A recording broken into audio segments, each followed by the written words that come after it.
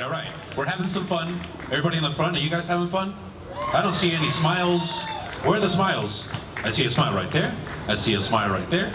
All right, you guys don't have to listen to me after this, okay? Except for at 10 o'clock when the movie's done, I'm gonna tell you guys, thank you guys very much and all that. But after that, but between that, you guys don't have to hear me whatsoever, okay? Make some noise for yourselves. So we have a special panel tonight for Stand and Deliver. We are ready? Okay, all right. So can we start off with producer, co-writer, Tom Muska. Tom Muska was a producer, co-writer of Stand and Deliver, and he continued his work as a writer. How's it going? It's a real pleasure to meet you, sir. Next up, can we get Patrick Baca, who played Javier. Javier. Next up, Ingrid Olio, who played Lupe.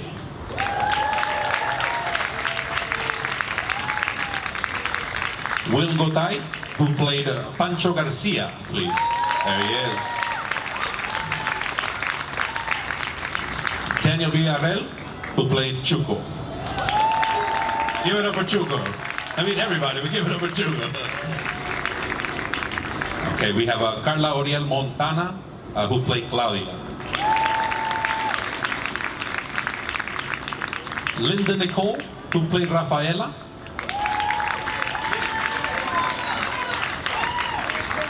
Betty Carvalho, who's Angel's grandmother.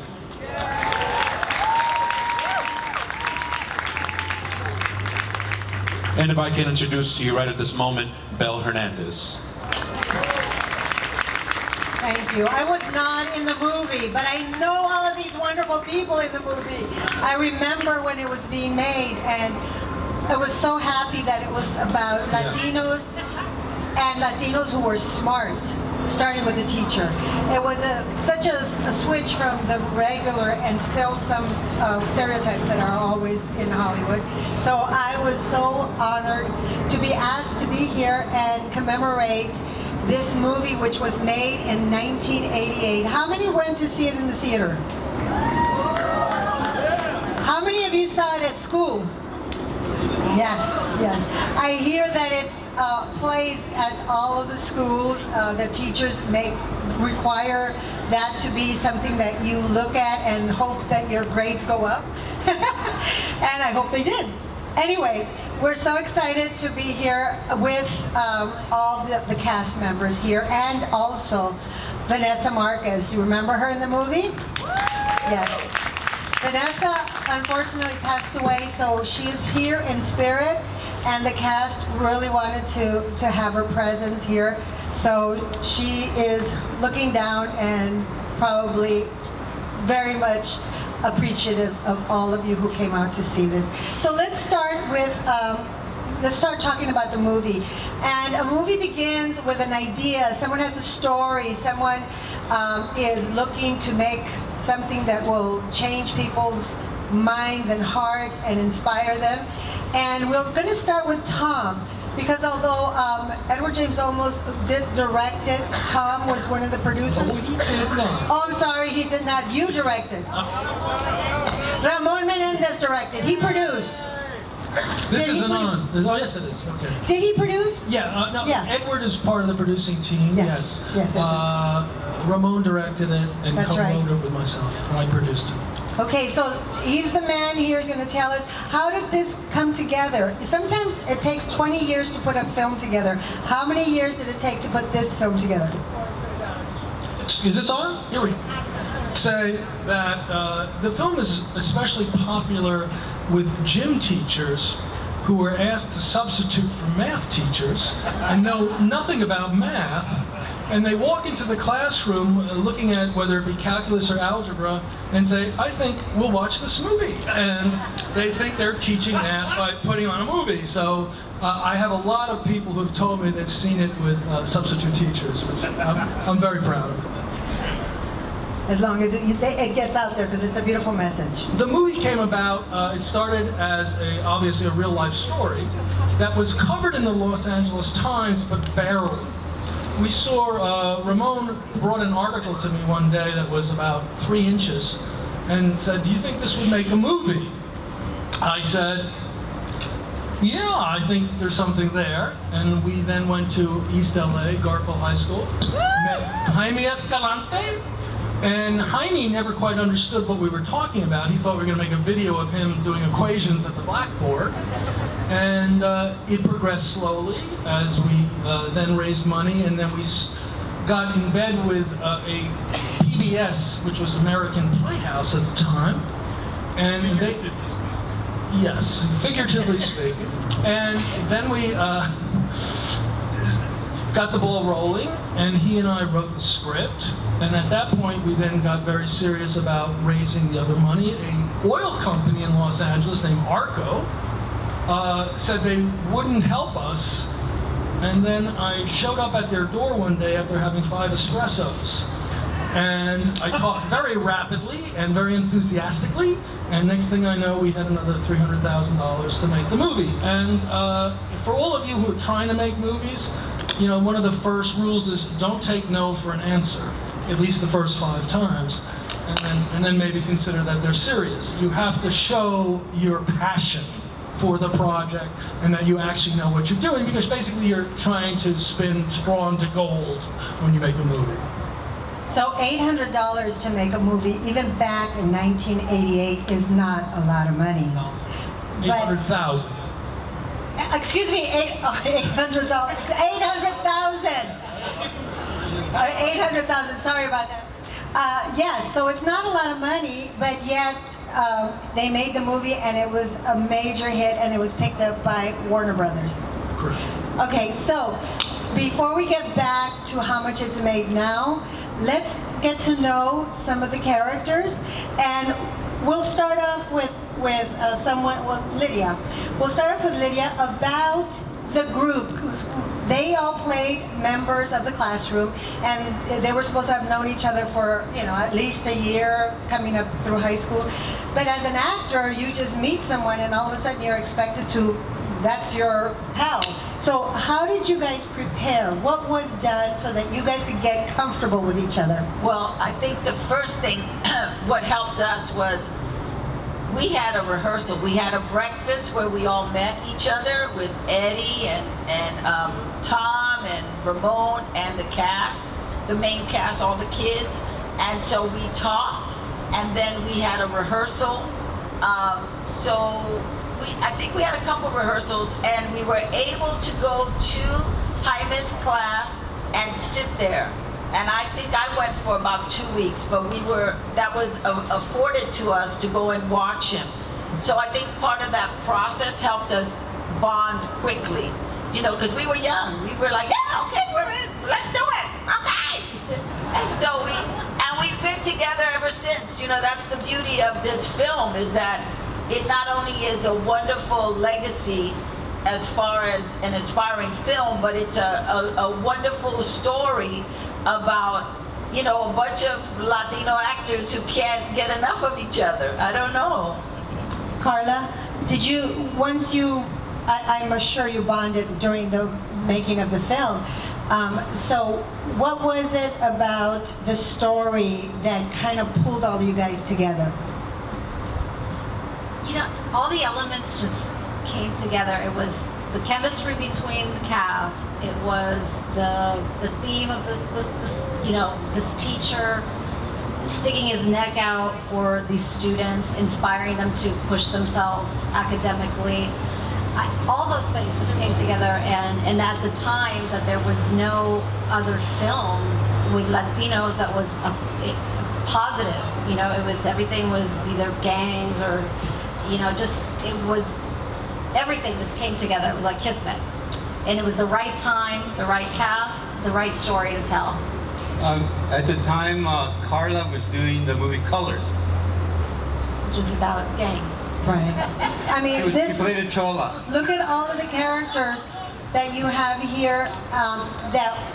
Mine is a few, like Lou Diamond Phillips, but they were all students. They weren't like bangers, except for Danny's role. Daniel's role. But he was a smart dude, okay? But that's the thing, is that there weren't that many roles for Latinos with this big of a cast. So, Danny, did you learn how to do the math that Escalante was teaching? Oh no, not at all. No. But I did spend like a week filming his class so that Eddie Olmos could look at the tapes and work on his character. So Jaime Escalante is like 10 times what Eddie Olmos did. He tired you out. In which way? Energy, yeah. I mean, from I was there like from morning until his classes were over, and I was tired. But he was a dynamo. He was incredible. He was an incredible human being. Why do you think that the students were gravitated toward him? Because I'm sure you saw that side of him. Absolutely. I think that one of the things that caused a lot of the students to gravitate towards Escalante was, like everyone's saying, his method of teaching. Because school, as everybody knows, can be very boring. The idea that he made it entertaining and made it interesting was what kept everyone going back and wanting to be, like, to do good for him. They wanted to please him. They wanted to make sure that they did whatever they needed to do to kind of see his vision, which was their success. So I think that in the rehearsals and in getting to know everybody, I think that it kind of homogenized and it just worked well. Everybody trusted each other, you know. And I think that was his biggest draw, is those kinds of teachers are needed, they're necessary. You can't keep someone's attention, you're not going to educate them because they're not going to listen. And he was magical like that, you know. Ingrid, okay, you all got to meet Edward James Olmos, or how many of you knew him and had worked with him before? Okay, so can you talk about that, Ingrid? You know, at that time, you know, Eddie was one of the biggest Latino stars, you know, that we could be proud to say, hey, you know, he's one of us. How was it working with Edward James Olmos, Ingrid? Meeting him? When we came together with Lou Diamond Phillips and Eddie, it's like we became an instant family. We, of course, had that respect towards Eddie, you know, like the patriarch. But it wasn't until, we admired him, but it wasn't until we shot the first day when he became Escalante. That was amazing. When that actor walked into that set and was Escalante, I was like, this man deserves an Oscar. That was the first day. I was like, this is amazing, because we hung out with the real Escalante. So then you see Eddie coming in with that wig where you think he has no hair. Wow. I became a fan, because I'll be honest, I didn't really care for him in Miami Vice. I was not a fan. I became a fan. I became a fan in Stand and Deliver. By the way, Eddie came in with the wig at the audition. He already had the wig. He was prepared. So Tom, talk to us about that, the wig. Did you audition him, or did you guys just have a conversation and say, Eddie, we want you to consider this role? We did not audition him. An actor, like at that level, you don't audition. You meet. It's called meeting. You meet. Ramon and I flew to. He was doing Miami Vice, and we flew to Florida. And we spent a day or two with him. And it wasn't easy at first, because his wife did not want him to do the film. Said, why are you working with these amateurs who've never done anything? And she had grown up in show business. And he had doubts, sown that way. And so we had to convince him that we kind of knew what we were doing, as we were convincing ourselves simultaneously. And eventually, it just worked out. Yeah, we shot on his hiatus for Miami Vice, meaning we had a very limited, finite area to shoot in from when he left the show to when he came back. And let me just ask Betty. Betty is a very noted actress in Hollywood.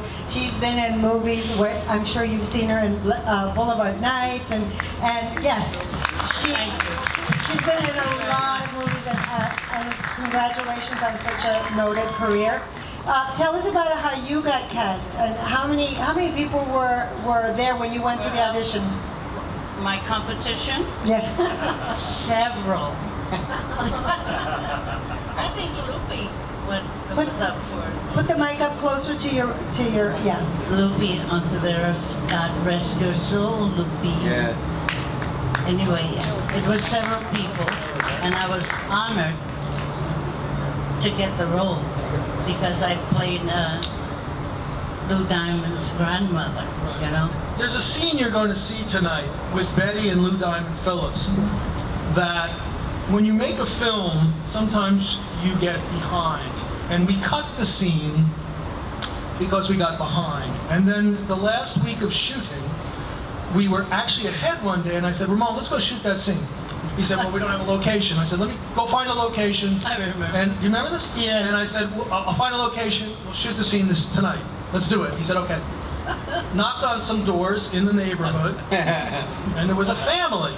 And I said to the family, we're making a movie. We'll give you $200 to go sleep in the motel. We'll give you $200 for your apartment that night, and we'll go shoot the movie.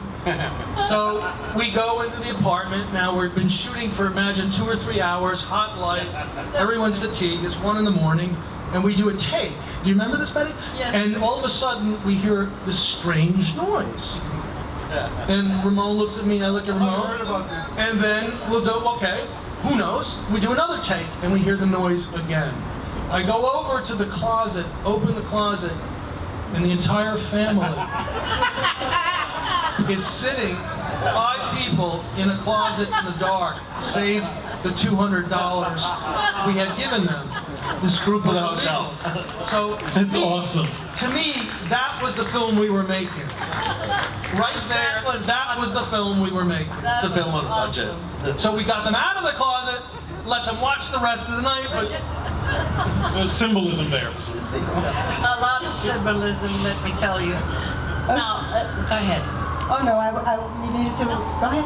Oh, okay, I was gonna ask Patrick a question. Patrick, we all know the story, but if you could repeat it for everyone here about how Vanessa got cast. And then also about your casting. I mean, does anybody have a casting story they want to tell about this movie? But first, if you could tell them, because now Patrick is also a casting director. And a casting director is you guys all know, they're the ones that select the people to come in and read for the roles and then get cast. So it's a different perspective being on the other side, but what Vanessa did, go ahead and tell us the story about Vanessa. Well, we had a wonderful casting team that was Jackie Brown and Tony Livingston, and we auditioned in chemistry pairs. So she and I were sort of paired to each other, probably mixed with other actors as well. But I think it's sort of like chemistry winds up sort of determining when you have good candidates and you have several good candidates.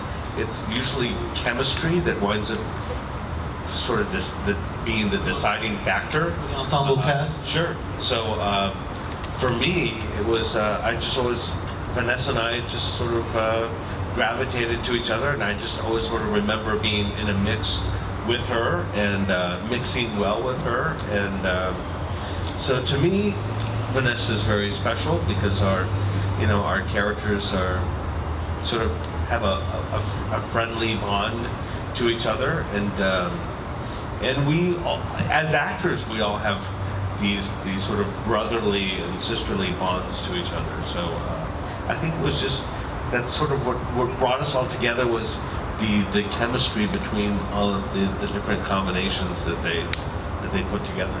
And didn't Vanessa like take it upon herself She to did. write a letter to the casting She director? did. Usually you need an agent to submit your picture to a casting director. Right. She decided that she was so good for this movie, she wrote a letter to the casting director That's right. and said, I am this character. Please, you need to see me. Most of us were represented by agents and or managers, and Vanessa was probably the most novice of us, but actually probably one of the most charming of us. But she, and very professional. Not only that, but she put a picture of her school picture in it. Yeah. So she wrote a letter to Tony Livingston and Jackie Brown, and they brought her in, and she took a combination of buses to get to West Hollywood to audition for the film.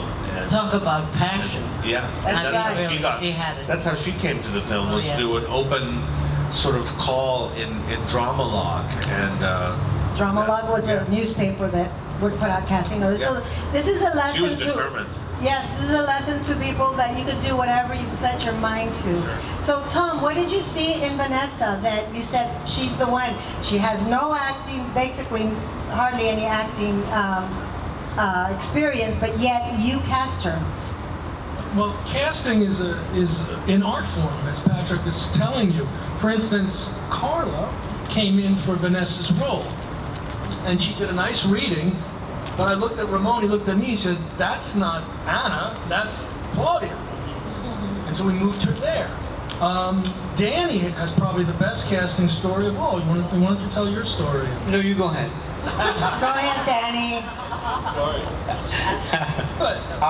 I was actually working behind the scenes, and I was coaching Lou Diamond Phillips, and I know I was To be like Danny. yeah, because Danny. he was not cholo at all, not even 5%.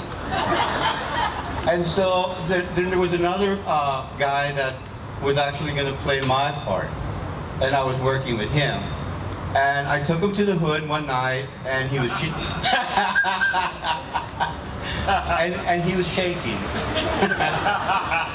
So I had a feeling it wasn't going to work out.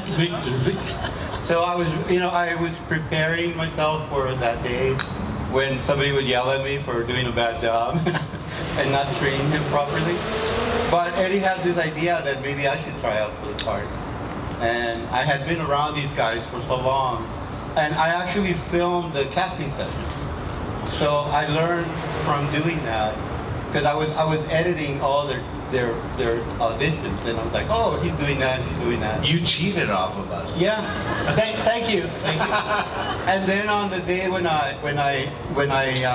they were rehearsing and they brought me in to read, Willie and I went in the back of the building, and then Willie worked with me, and he actually came up with the 1s and the 2s and the 3s. Oh. That was his. That famous Clever. scene.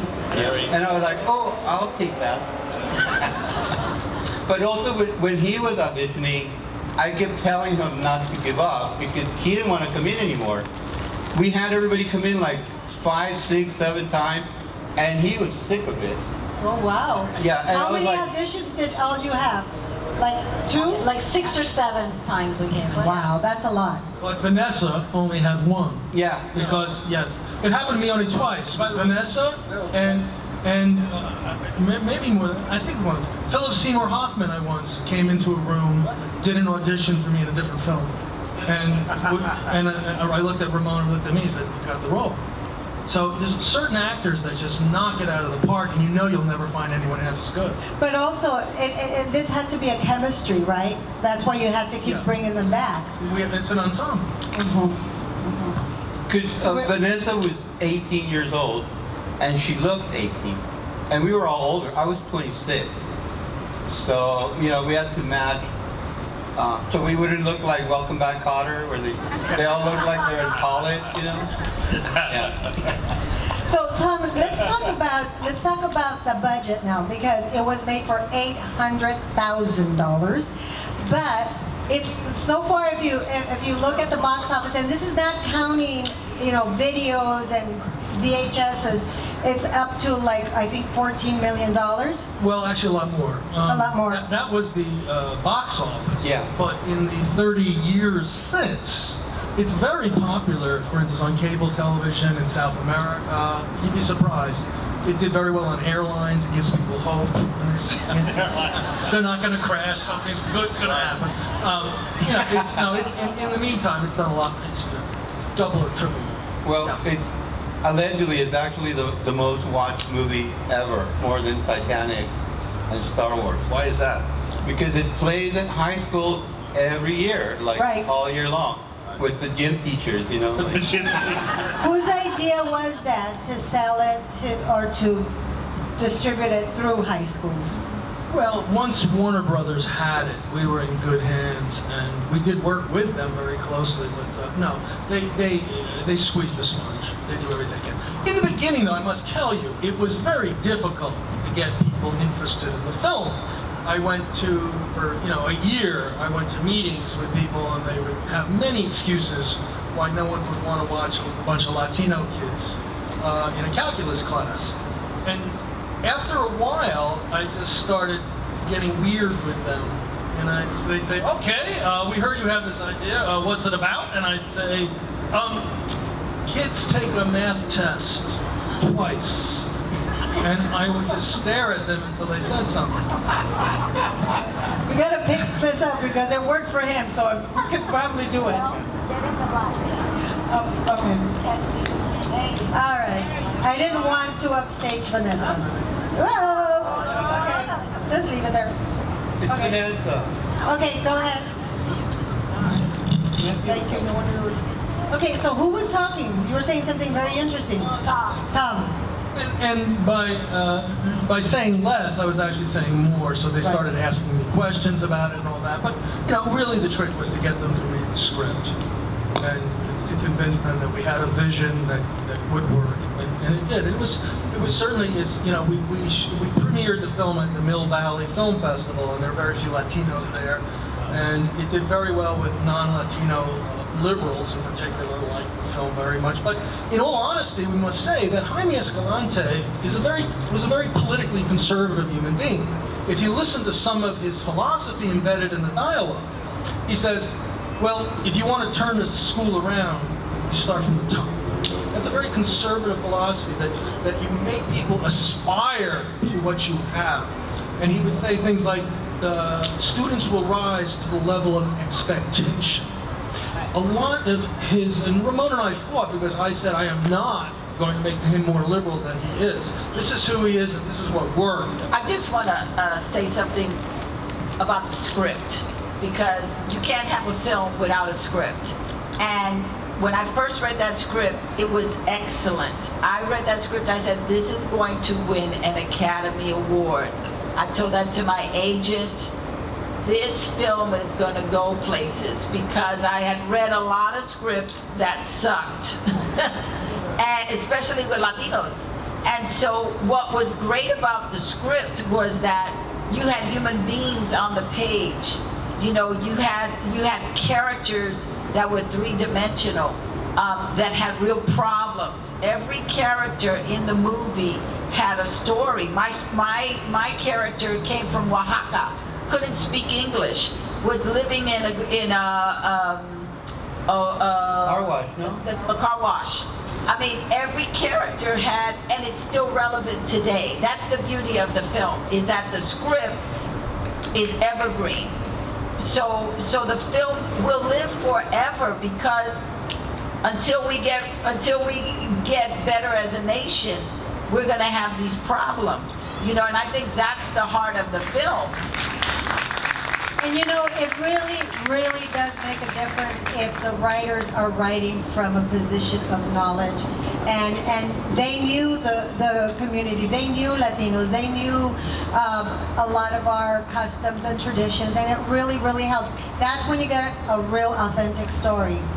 And I did want to tell everyone that this film was nominated for an Academy Award for Edward James Olmos as Best Actor, and the Spirit Awards, which are given out to independent films, they practically got every award. Best movie, best supporting actors for Lou Diamond Phillips and Rosana de Soto, and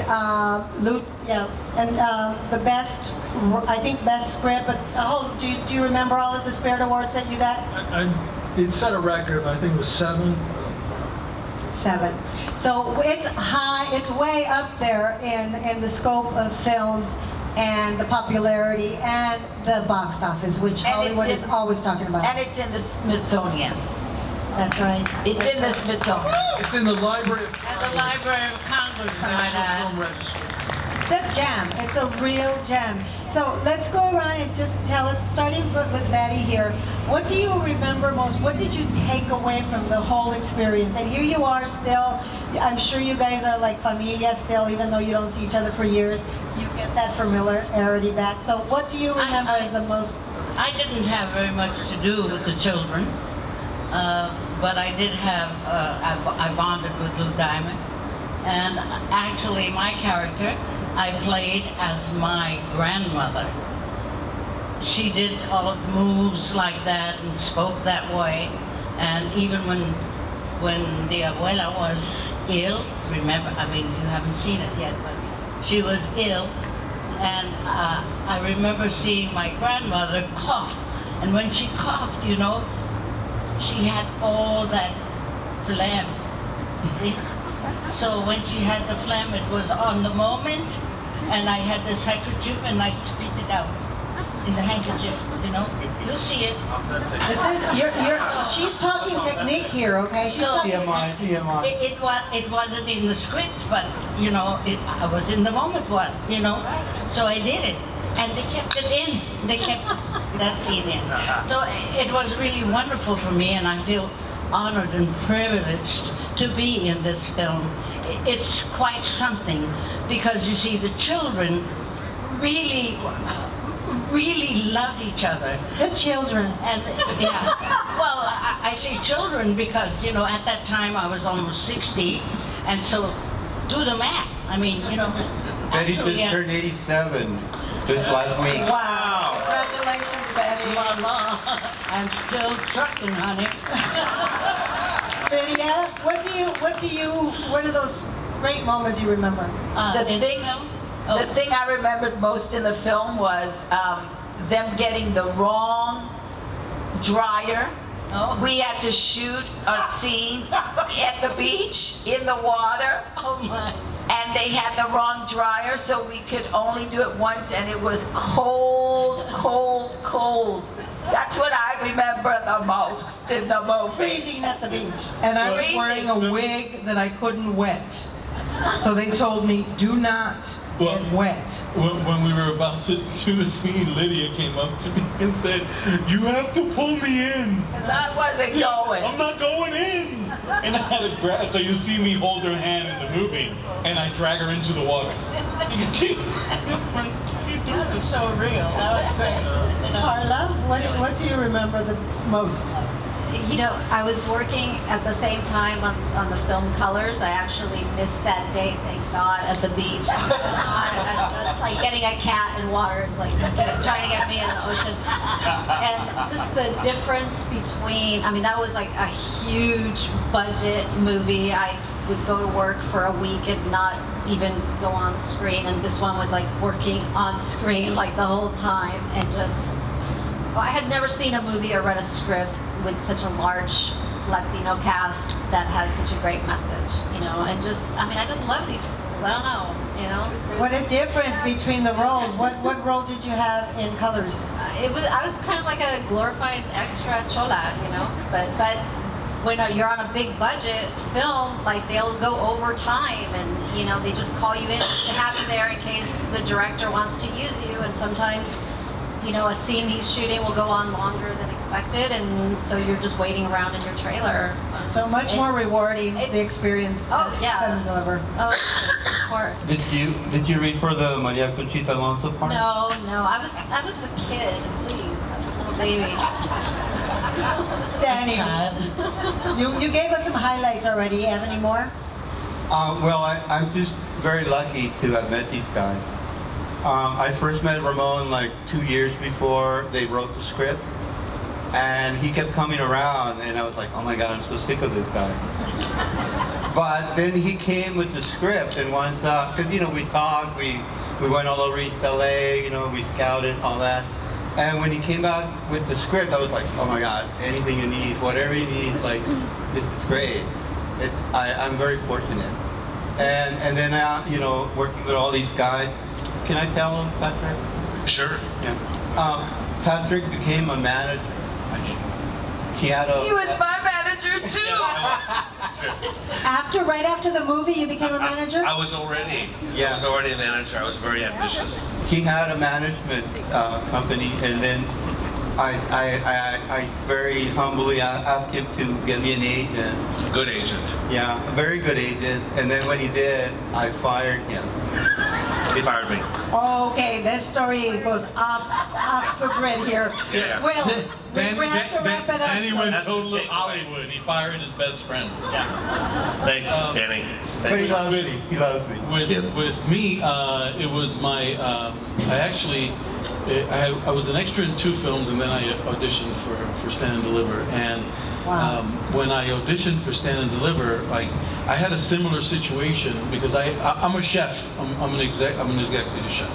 I've been cooking for a very long time, and I applied to the Culinary Institute of America back in late '70s, and I got accused of cheating on the test because I scored high, and they made me go back and take the test again. And my teacher, who was this little Irish guy, Alex Tenard, thanks Alex, he drove me. He actually, nowadays he would probably go to jail, because he told me, don't go to homeroom, like meet me in the back of the school. And he called in sick. He signed me in, and then we went 3 states, across 3 state borders to go to the interview for the chef school. And then I got accused of cheating. I went back, took the test again, scored higher, and then I couldn't go because there was a big tragedy thing that happened in my house. But I was applying for the Culinary Institute of America. So when I came in, my thing was I've done this. This you is know? my life. Yeah. So I read. I don't know if Tom remembers, but I read once for the film, and then every time they brought me back, they had me sit in a chair, and it drove me crazy.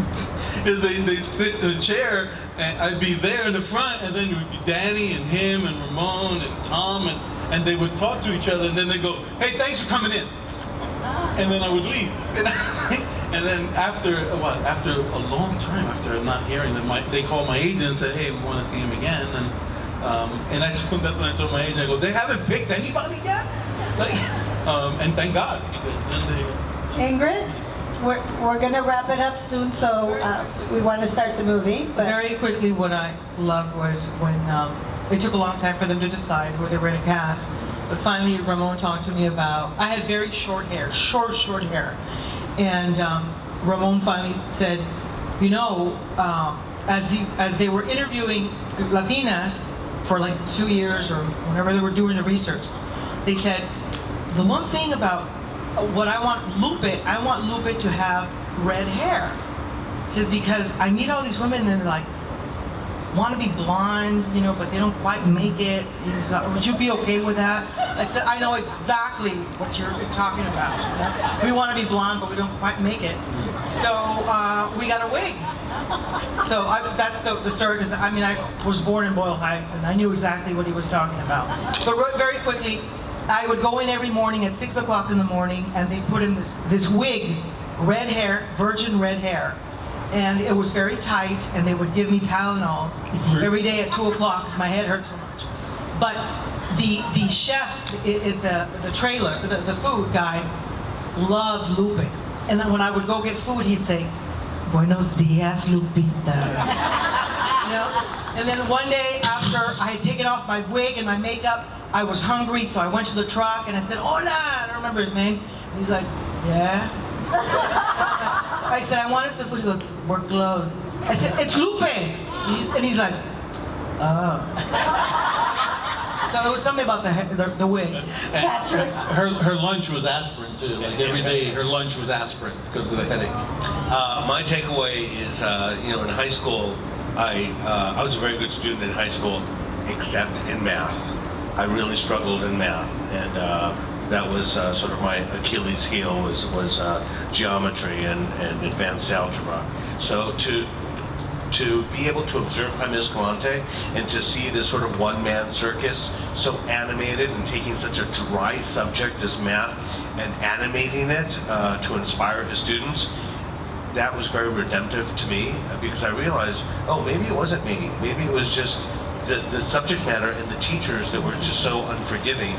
And so to be able to become a math whiz on screen was very redemptive. Thank you, Tom.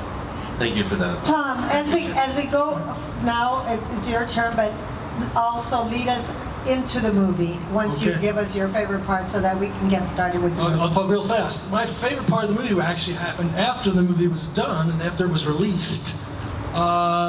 You know, it's like a dream come true. People were actually enjoying the movie. We got good reviews. Everything's going great. And I went to the beach, and I'm sitting on the beach on a blanket reading the New York Times, and these high school kids are next to me. And being a writer, you kind of like start leaning in. What are they talking about? And this one girl walks by named Tiffany. I go, hey, Tiffany. They all say, how's your summer? She goes, oh, my summer sucks. It's the worst summer of my life. My mother saw this stupid movie about these kids taking math, and she put me in this calculus class, and every Saturday and every day I have to go in and take this math stupid class. It's awful. And I just sat there and smiled. And we're doing. Tell us what, send us off into the movie. Just say, what is this story about, deep down? This story is about people capturing their self-esteem and learning who they could be. So thank you very much to the cast, Yes, thank you. to Tom, Thank you all to La for showing Plaza up. de Cultura y Artes for doing these Thank you. wonderful Thank you. screenings. Thank you all for coming.